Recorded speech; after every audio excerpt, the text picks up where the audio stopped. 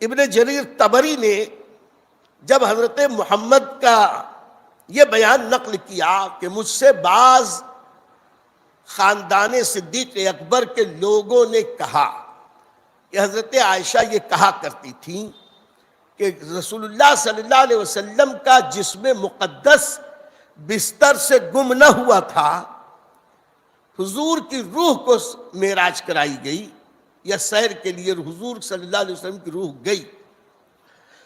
جن بزرگ نے یہ دونوں روایتیں بیان کی، بیان کرنے کے بعد آگے فرماتے ہیں کہ امام ابن اسحاق نے ارشاد فرمایا کہ حضرت عائشہ کے اس بیان کی تائید اس آیت سے ہوتی ہے وَمَا جَعَلْنَا الرُّؤْيَا الَّتِي أَرَيْنَاكَ إِلَّا فِتْنَةً لِلنَّاسِ، یہ سورہ بنی اسرائیل کی 60 نمبر کی آیت ہے۔ اور وہ جلوہ جو ہم نے آپ کو شب معراج دکھایا تھا، ہم نے اس کو لوگوں کے لیے محض آزمائش بنا دیا۔ اب آپ غور فرمائیں کہ آگے یہی ابو جعفر محمد ابن جریر طبری تحریر فرماتے ہیں کہ ہمارے نزدیک، دیکھیے یہ 310 ہجری میں دنیا سے جا چکے، یعنی دور رسالت مآب اور دور تابعین سے کتنے قریب ہیں۔ اب وہ تحریر کر رہے ہیں یہ دونوں روایتیں، اور دونوں روایتوں کے لکھنے کے بعد تحریر فرماتے ہیں ہمارے نزدیک صحیح یہی ہے کہ اللہ تعالیٰ نے حضور اکرم صلی اللہ علیہ وسلم کو اسرا یعنی شب معراج جسم کے ساتھ کرائی، جیسا کہ بہت سی احادیث میں اس کی تفصیل آئی ہے۔ جس نے کہا کہ صرف روح کو معراج کرائی گئی، یہ جسمانی معراج نہیں تھی، یہ بات درست نہیں ہے۔ اب جس نے یہ روایت دنیا کے سامنے پیش کی وہ خود کہہ رہے ہیں کہ یہ روایت درست نہیں۔ آگے فرماتے ہیں اسرا اور معراج کا واقعہ دراصل آپ صلی اللہ علیہ وسلم کی نبوت کی دلیل ہے۔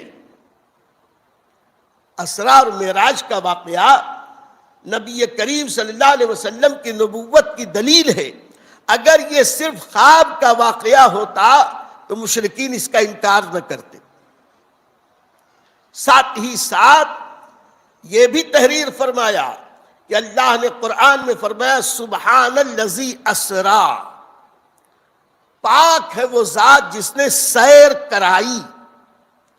سیر جسم کو کرائی جاتی ہے، روح کو نہیں کرائی جاتی۔ سیر کا لفظ عربی میں جب بھی آتا ہے یہ جسم اور روح کے ساتھ ایک جگہ سے دوسری جگہ جانے کے لیے استعمال ہوتا ہے۔ قرآن میں جب اللہ نے کہا اسرا، ہم نے سیر کرائی، تو ماننا پڑے گا کہ نبی کریم کا یہ سفر معراج جسم اور روح دونوں کے ساتھ ہوا۔ اور پھر آگے ارشاد فرماتے ہیں کہ اللہ تعالی نے یہ ارشاد فرمایا اسرا بعبدہ، سیر کرائی اپنے بندے کو۔ لفظ عبد استعمال فرمایا، لفظ عبد کا ذکر قرآن میں آیا۔ اللہ نے اپنے بندے کو سیر کرائی، اور جب بھی لفظ عبد قرآن میں آیا ہے جس جگہ، وہاں جسم اور روح کے مجموعے کو عبد قرار دیا ہے۔ قرآن کا معاملہ یہ ہے کہ جب بھی قرآن میں لفظ عبد آیا تو روح پر اس کا اطلاق نہ ہوا، روح اور جسم دونوں کے مجموعے کو عربی میں عبد کہتے ہیں۔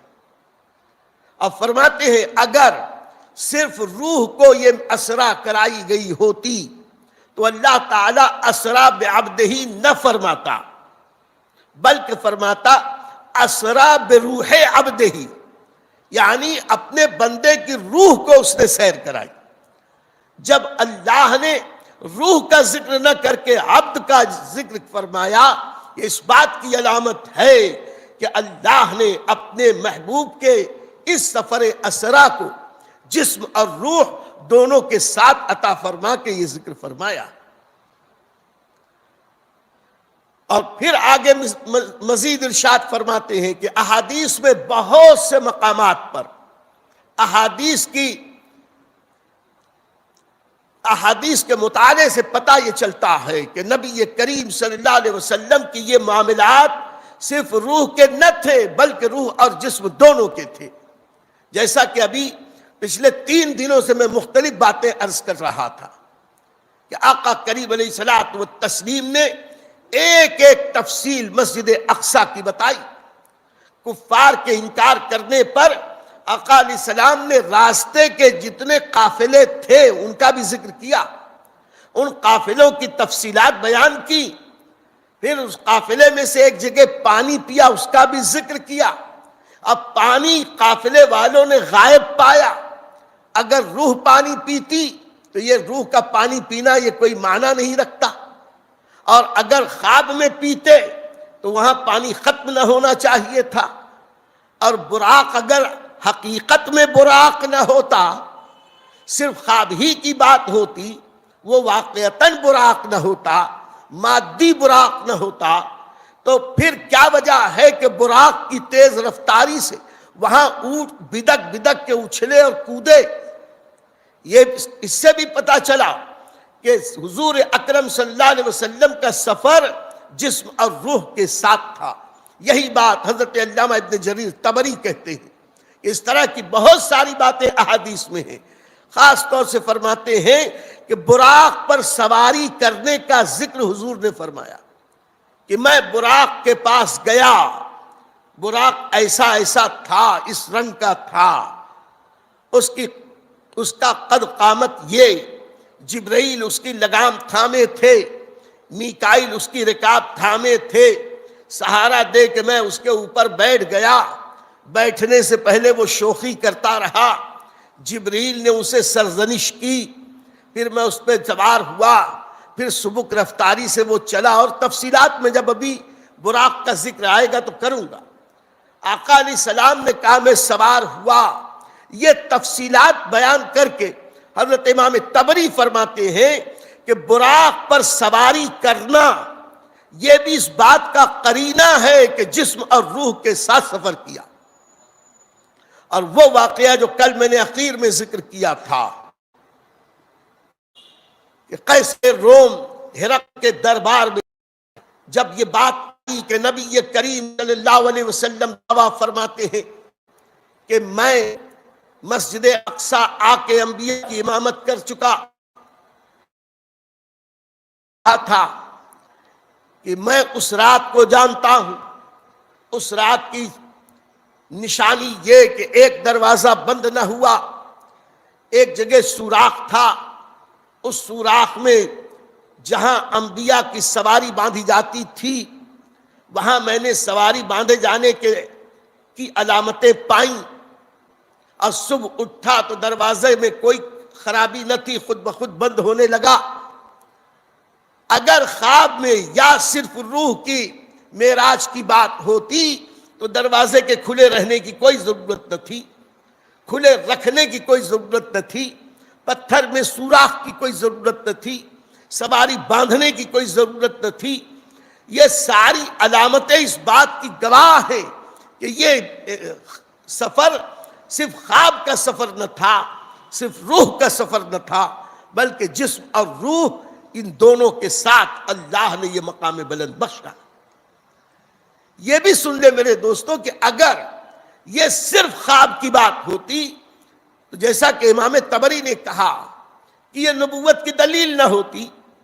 حضرت عبداللہ ابن عباس نے ایک موقع پہ اس کا بیان کیا کہ اگر آج ہم میں سے کوئی یہ دعویٰ کرے کہ میں نے یہ خواب دیکھا کہ مجھے آسمانوں پہ لے جایا گیا، آسمان چیر دیا گیا، میں ایک سے دوسرے، دوسرے سے تیسرے، ساتوں آسمان سے پار گیا، مجھے عرش تک لے جایا گیا، میں کرسی پہ بیٹھ گیا، اللہ نے مجھ سے کلام کیا.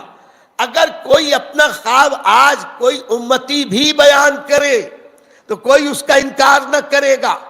جب کوئی امتی کے خواب پر انکار نہ کرے گا تو نبی کے خواب پر انکار کرنے کی کیا وجہ؟ انکار کرنے کی وجہ یہ ہے کہ نبی نے جو اعلان کیا تھا اس دور کے کافر بھی سمجھتے تھے کہ آقا خواب نہیں بیان کر رہے ہیں، بیداری میں آنے جانے کا ذکر کر رہے ہیں. اسی کے ساتھ ساتھ میرے دوستوں اب آپ ہے نیچے کی طرف، تو جب آپ لائک کریں گے تو یوٹیوب جو ہے اور آگے اس بیان کو فارورڈ کرتا ہے، جو پوری دنیا میں الحمدللہ پوری دنیا کے مسلمان اس پروگرام کو دیکھ رہے ہیں، تو آپ چاہتے ہیں کہ اس عظیم نیکی میں آپ شریک ہو۔ حضور خطیب برقاتی خلیفہ محدث کبیر حضرت علامہ وقار احمد رضوی صاحب قبلہ کے ملفوظات سے ہم ہمارے قلوب کو منور کر رہے ہیں، تو ان سنہری باتوں کو، ان قیمتی باتوں کو پوری دنیا میں پہنچانے کے لیے آپ ہماری مدد کریں۔ آپ لائک ضرور کریں اور کمنٹ کریں گے تو اور بھی زیادہ بہتر بات ہوگی، تاکہ دنیا کے اور بھی دوسرے ہمارے جو اسلامی بھائی مسلمان ہیں ان تک یہ پروگرام پہنچے۔ تو صرف کچھ نہیں تو کم سے کم آپ ایک لائک